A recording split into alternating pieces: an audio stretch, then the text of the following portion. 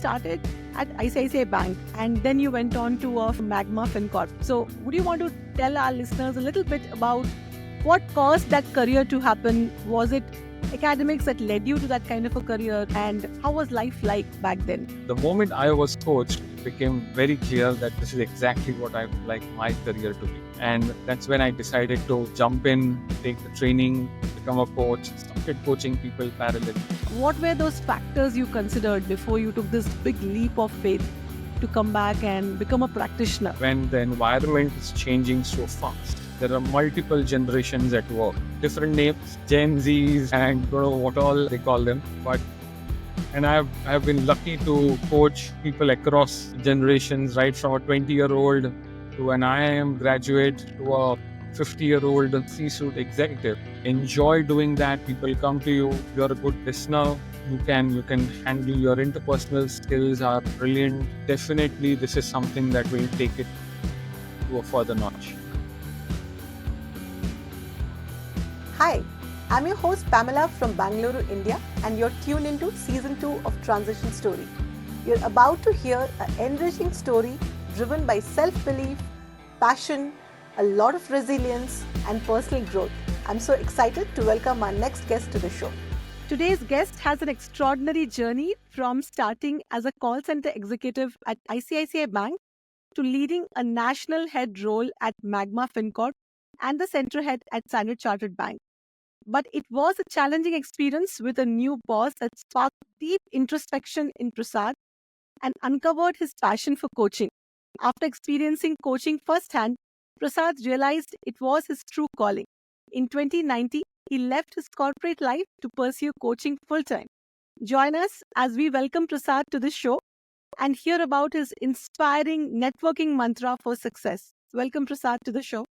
Thank you, Pamela. Firstly, thank you for inviting me and letting me share my story, which will help probably a lot of listeners in case they wish to transition their career, and do what they love doing.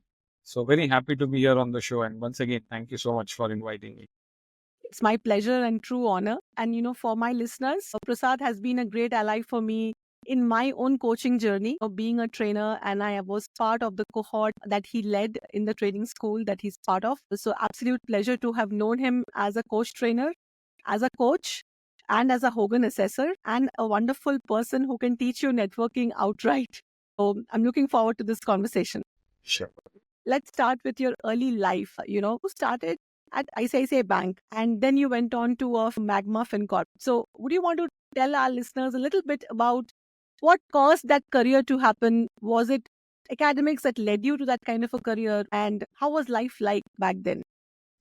Yeah, sure. So as far as my career goes, it was just following the traditional path. So I did my bachelor's of commerce, and in those days, in 1999 or 2000, when I graduated, people used to do CAT exams, CET exams, write all the banking related exams, and that's where I was. I was writing those exams and trying to see and find my path.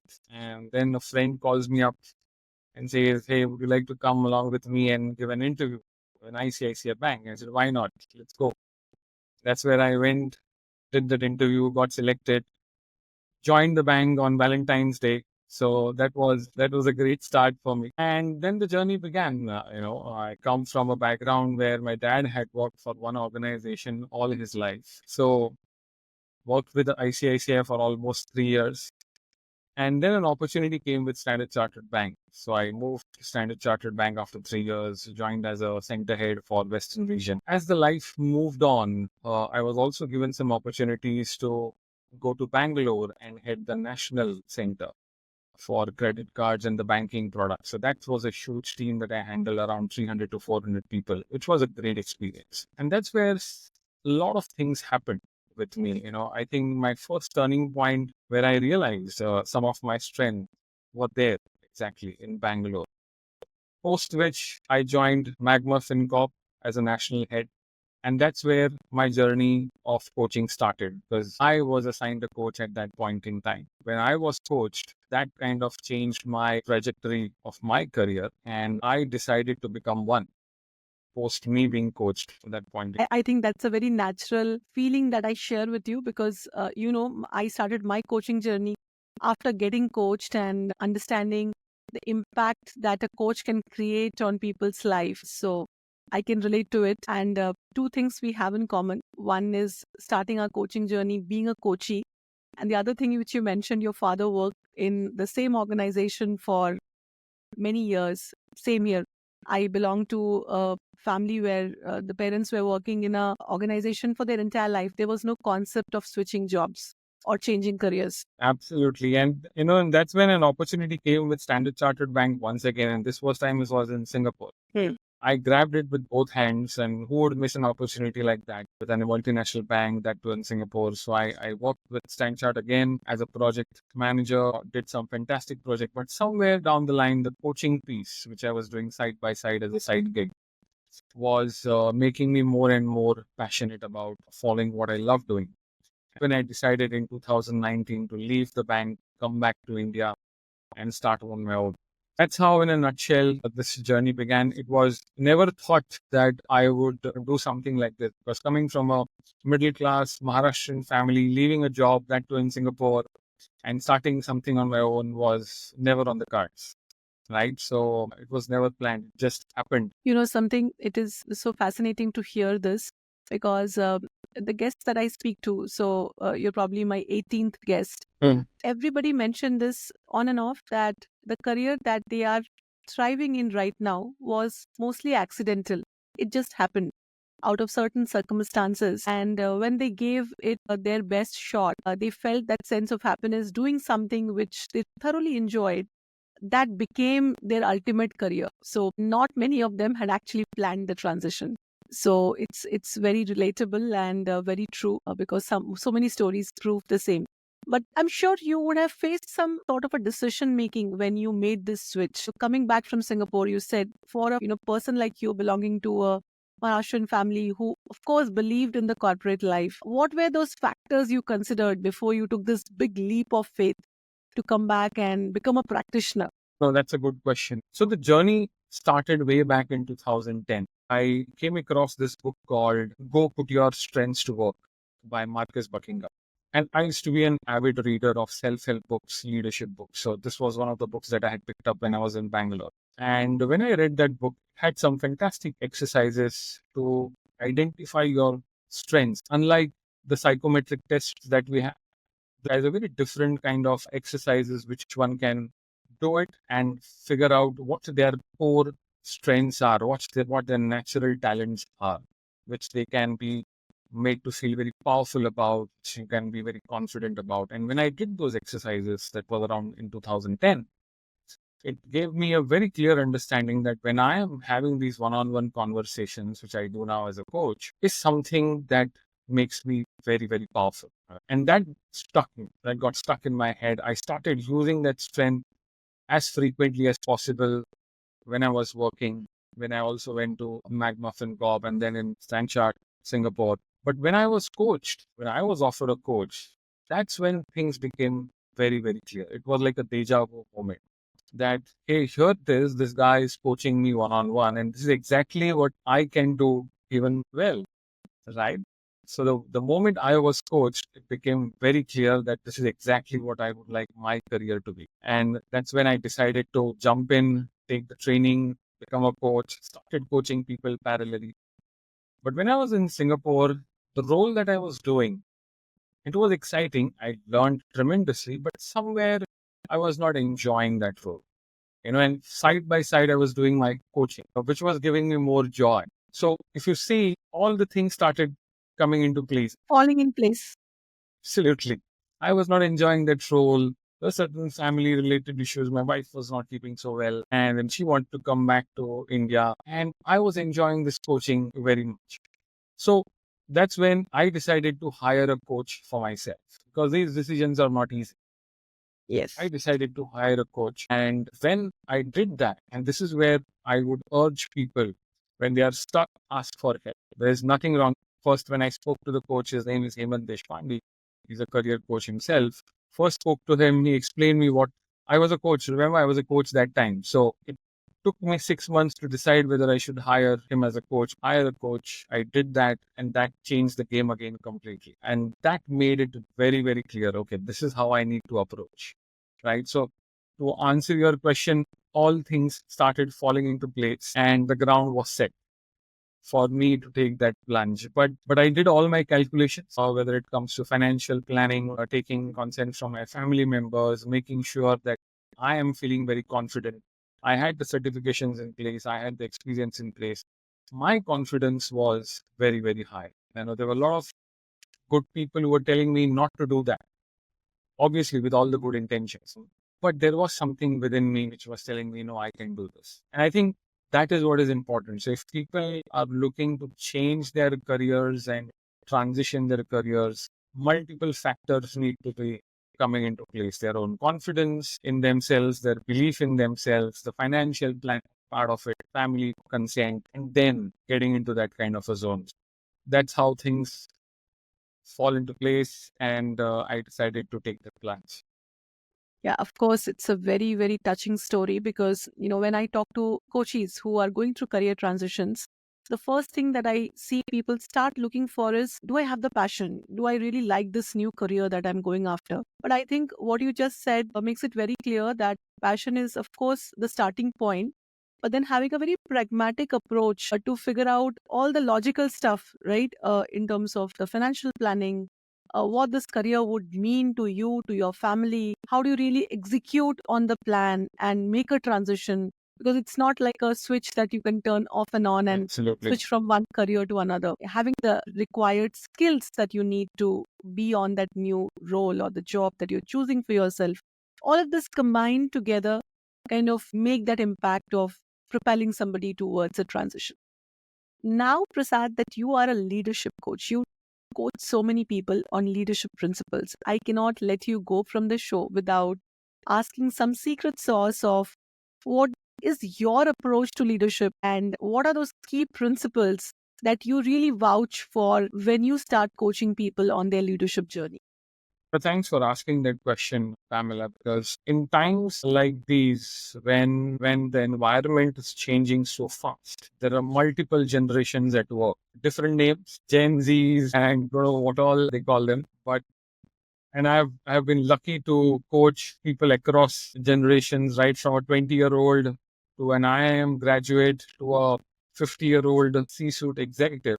I read a lot of stuff which comes on LinkedIn, which comes on various articles that how the approaches have changed. And having coached people across the globe, across various continents, my personal experience is there are those 5, 6 factors which lie at the bottom of everything.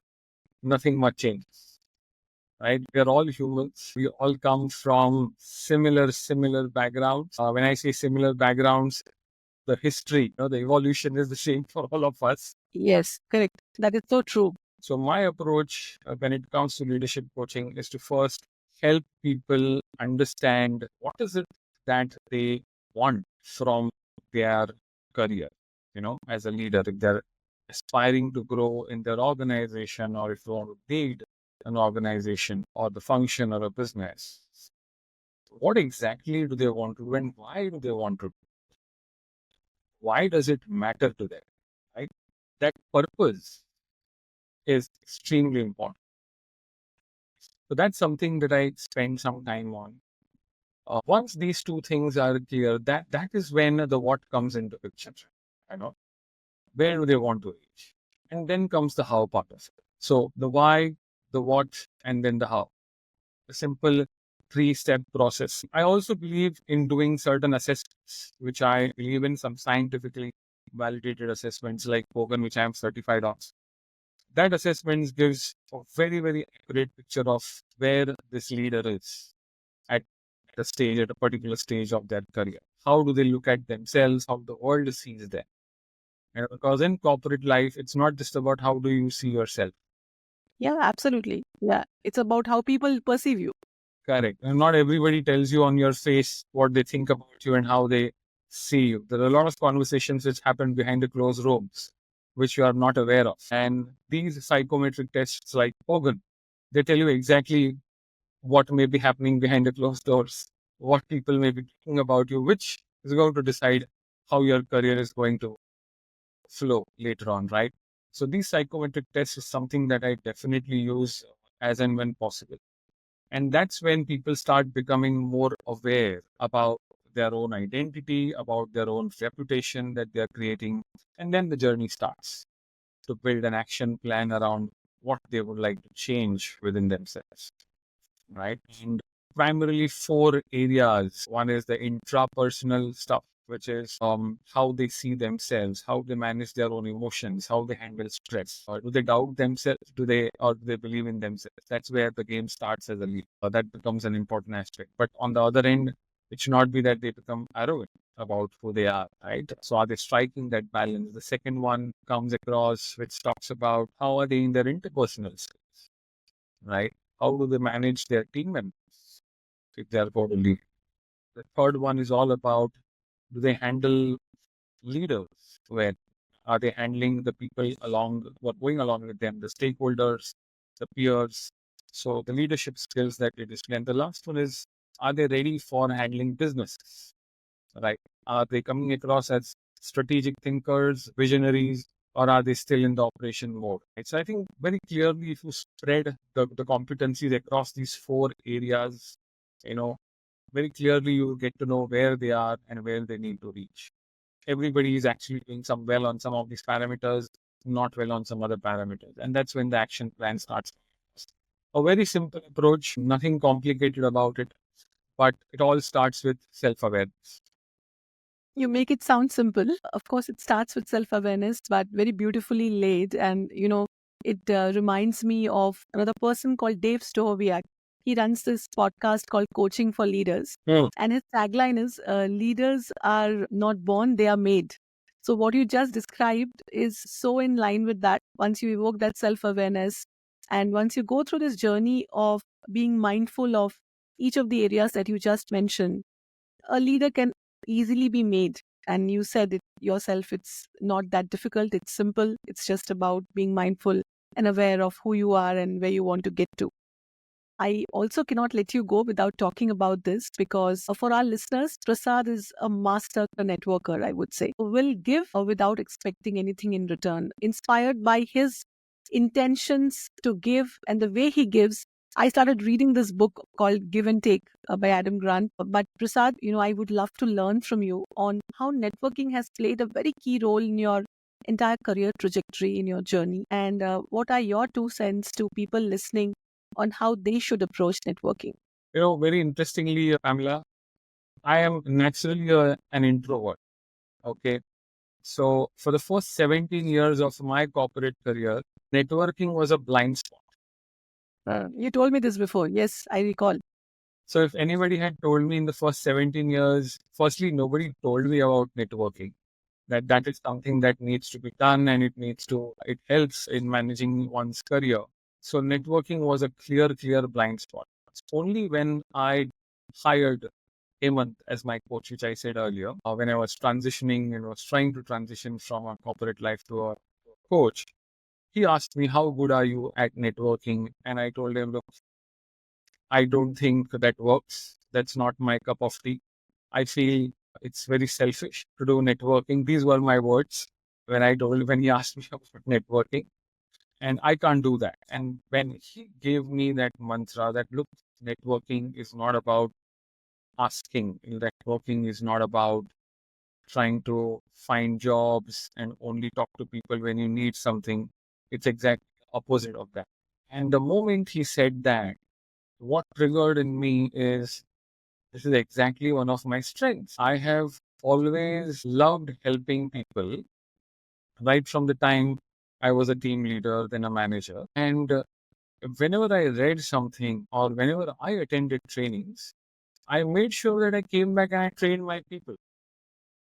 I shared with them everything that I learned with the hope that they should know this. Why it should not be with me, it should be with them as well. That is your giver personality. You tend to give quite a bit.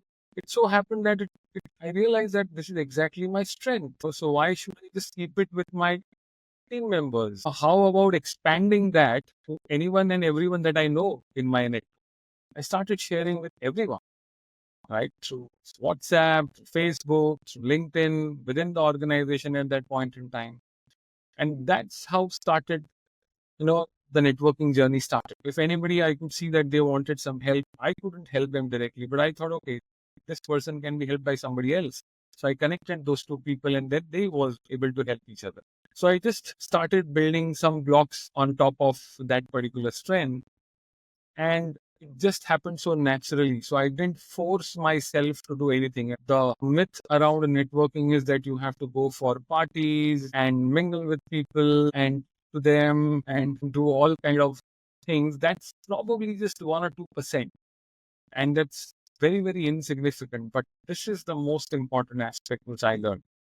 And exactly that's what I started doing. I just kept helping people, as you said, without expecting anything in return. And that's been my mantra to anyone and everyone who asks about networking or talks about networking. And one thing which I always ask a question as a coach is, how can you add value to someone else so that they feel that you are the person whom they should be in touch with, right? What do you need to do so that the other person feels, here is a person whom I should be in touch with? So just reversing that whole game rather than thinking about, what do I need from this person? Correct. Absolutely. It cannot always be drawing on that person. It has to be also a lot of giving. No, I totally relate to this. And Prasad, I must tell you this honest confession. 2 years back, probably, when I spoke to you once and we discussed exactly this about networking, I really liked your advice. And since then, in the last 2 years, I believe, what I have done with networking is exactly the opposite of the definition where you always do networking with a purpose of expecting something in return. The moment I dropped that selfish motive of getting something without any expectation, when I launched myself into the activity and just kept on meeting people, expanding my reach, my understanding of people's career. This podcast itself is an outcome of that exploration. I figured out that networking has become so much simpler. In my mind, when I talk about networking, I don't perceive it as a very strenuous exercise that I have to give something or I should get something out of this activity. So you have truly inspired me with your definition of networking in such a profound way that I thoroughly enjoy that activity now. And the people that I have got in touch with through this process has only made my life easier, especially in the professional world. And there's no doubt, Pamela, you have taken that to a completely different level. I've seen that. So this is exactly what it is. How do you take that to a different level? And you're doing it in your own way. So everybody will do that there, it in their own way. That's what about. Prasad, I'm thoroughly enjoying this conversation, just being mindful of time. So, before we wrap up, you have been an accomplished coach for the last little over 5 years now, and you made your journey to self discovery through coaching. So, there is a power in this coaching practice, which you would have experienced multiple times with multiple successes of your clients. So, share with us a little bit about what is your belief in the power of coaching and what is your advice and guidance for our listeners who may be considering a career transition or exploring coaching for the same. Pamela, coaching is like a life skill. I do mention that, and I picked this up from my coach when I first decided to become a coach myself. It's a life skill. There are no restrictions and no conditions on who can become a coach or who should not become a coach. That's personally my belief. If you want to help people, if you are good at helping others, enjoy doing that, people come to you, you're a good listener, you can handle your interpersonal skills are brilliant. Definitely this is something that will take it to a further notch, right? Definitely people should come and explore, not just from a career standpoint, but from their own growth standpoint. So becoming a coach or taking a coach training program doesn't necessarily mean that you have to make a career out of it. It's completely up to them, their individual choice. It will definitely change the way they see themselves, the way they see the world. I would go a further step and said, before anybody decides to go for a coach training program, get coached, is what I would say. Get in touch with a coach. There are number of coaches available on LinkedIn. have a coach at least for once in your lifetime and then see what happens. That just changes the game altogether. Right? You become so self-aware, you become so, there's tremendous amount of empathy that starts building it, which is one of the biggest attributes that as a human being one can have, to empathize with people, right? Understand, to listen. So get coached, become a coach, or get those skills of a coach, and life wouldn't be the same after that. So that is what my advice would be as far as people who are considering to be a coach or wanting to get a coach for themselves. Go and do it. Right? If you need help, let them talk to you. Let them talk to anybody who they feel like, and there are enough and more people on the planet whom they can seek help from. Yes, of course. This is so profound. And Prasad, if I have to just quickly reflect on our conversation just now, I would say we learned so many things from you. And every time I speak to you, I feel that I'm carrying a bag of knowledge with me out of that conversation, because you, as a person, are so generous in sharing information, advice, a lot of things. So we learned from you today a lot about networking. Once again, it was a pleasure hearing about how you approach it, your mantra about coaching people on leadership, how people can approach their careers in leadership, and your advice to people who are looking at becoming coaches or looking at career transitions. All of it is like nuggets of wisdom. And this is such an interesting episode for me personally. And it's an honor for me to be able to host you, because I myself have learned a lot from you, have huge respect for the knowledge you bring to the table, the person you are. So I would encourage the listeners to go ahead and connect with you to learn more from you, because Prasad is a giver. If you come into his circle of network, he will share a lot of content, and you may wake up to a very inspiring message every day. So keep doing that, Prasad, because it's wonderful to have you in my network and being so close to you. I truly appreciate this association and this time that you devoted today for speaking to me and sharing your knowledge with the listeners. Thank you so much, Pamela, for saying so many humble things. But I have to say, I have seen your journey. Yeah, you have. Indeed. You're one of those people who has seen it from start. Yeah. Right. And it's amazing how you have transformed yourself from who you were to who you are. And I can see who are you going to be, right, as you move forward. But same respect for you. I think you have taken this whole journey to a very, very different level in such a short span of time. Hats off to your focus. I have said that to you earlier. I want to say it on record here. You are helping people. You are so, again, you're talking about giving. You're doing exactly the same thing, but in a very different way. And just continue doing that. That's also definitely going to help a lot of people. So all the best to you as well. And thank you once again. Thank you so much. Thank you so much, Prasad.